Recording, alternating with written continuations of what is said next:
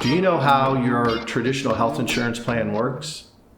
We're Shannon and Michael with Healthcare Genius, and we're here to outline how it works. We know it can be confusing, so we're going to give you some of the key terms and how to look at a health insurance plan. So, Mike, first of all, what is a traditional healthcare plan made of?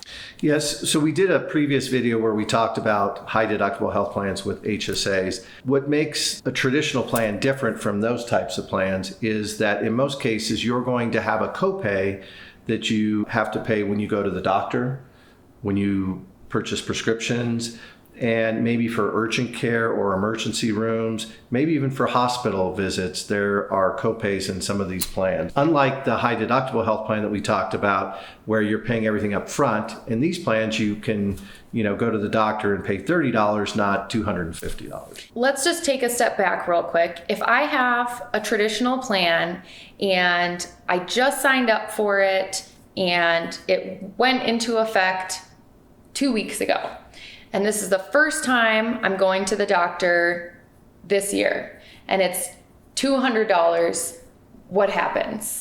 So 2 things you want to make sure of. First of all, you want to make sure that you go to a doctor who's in network.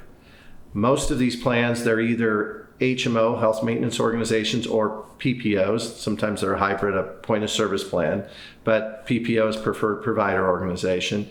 But almost all plans today have some sort of a network that they require you to see to get the best benefits. Mm-hmm. And you can usually find a list of these providers through your insurance company or through your company's broker. But what I would recommend is before you go, call the insurance company and double check, because these things change all the time. That's right. And even calling the doctor's office sometimes is not enough, because these insurance companies have different types of networks. Mm-hmm. So the fact that they may say they take Anthem Blue Cross, they may not take the exact network that you're on. So you need to be very careful of that. So the first thing that happens, you make sure you go in network. And then if you do that and you go to that in-network doctor, and again, let's use $30 as a copay, rather than paying the $200 that the doctor is charging, you would only pay the $30.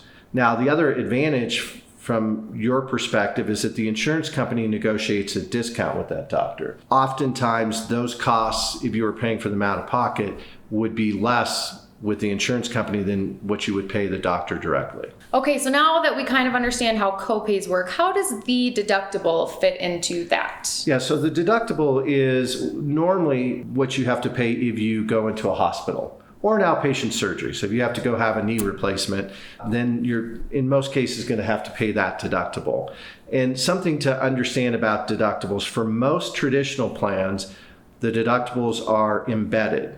And what that means is that, let's say you have 4 family members on your health plan and you have a $2,000 deductible.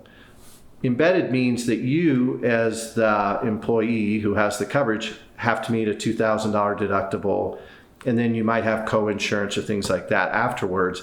But once you've hit that $2,000, you no longer have to pay the deductible for you.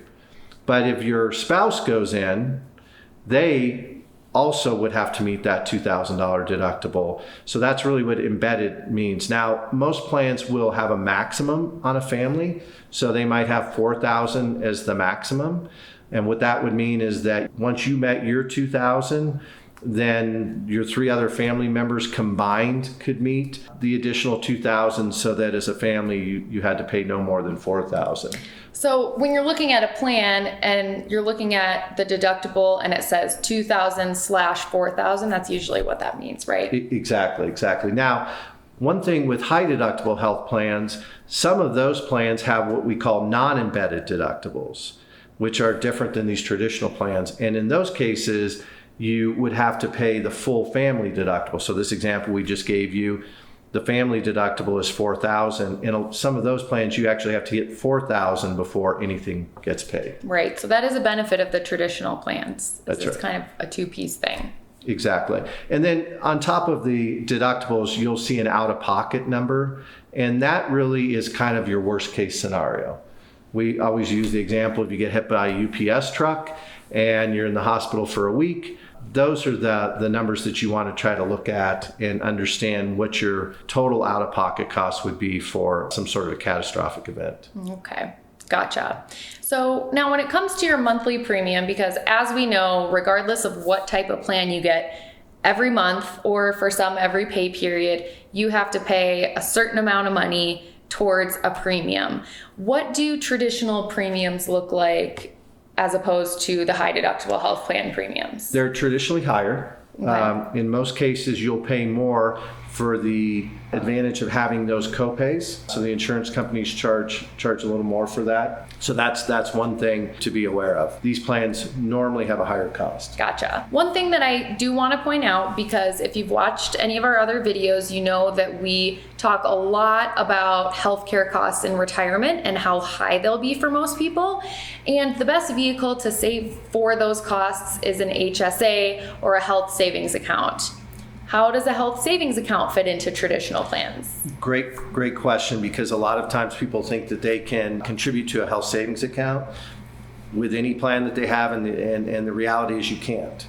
So if you have a traditional plan that has copays, prescriptions as a first dollar coverage, then those plans do not qualify for you to make a contribution to a health savings account. Okay. And you'll see what most of the times they'll say is HDHP, high deductible health plan with HSA. Okay. To understand if that's the case. Yeah, that's an unfortunate downside to the traditional plans. How about an FSA? Another great plan. If you know what your healthcare costs are going to be, and this can apply to dental and vision as well with a flexible spending account, then these are plans that you can set money aside. You save taxes on it. So again, a great benefit. You're going to save federal, state, and Social Security FICA tax.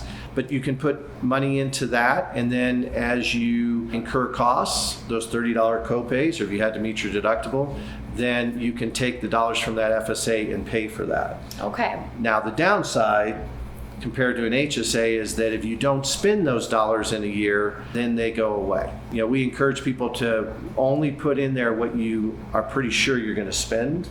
Good example is we have people who say, I want to get LASIK eye surgery.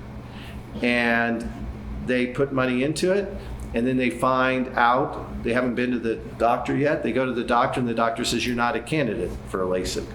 So now they have $2,000 in this account that they have to figure out how to spend it. So make sure that A, you're a candidate for a procedure if you're going to get it done, but B, make sure that you only put in there what you are sure you're going to spend. Great point.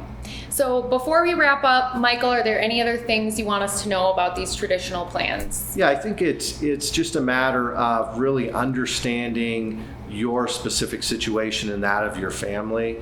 If you go to the doctor a lot, if you have a lot of prescriptions, then sometimes these plans can work really well. But if you're young, healthy, or old and healthy, then sometimes the high deductible plans can be really a better plan when you factor in the ability to save money in the HSA account. Right, and if you are going to the doctor a lot and you decide that a traditional plan is right for you and you aren't able to contribute to an HSA, have some kind of other plan for how you're going to pay, again, for those healthcare costs in retirement, because they are there, unfortunately, waiting for you inevitably when you retire. So if you want a better look at what those costs might be, we have a report. It's customized. You can answer a couple questions and get a projection of what your healthcare costs in retirement will look like.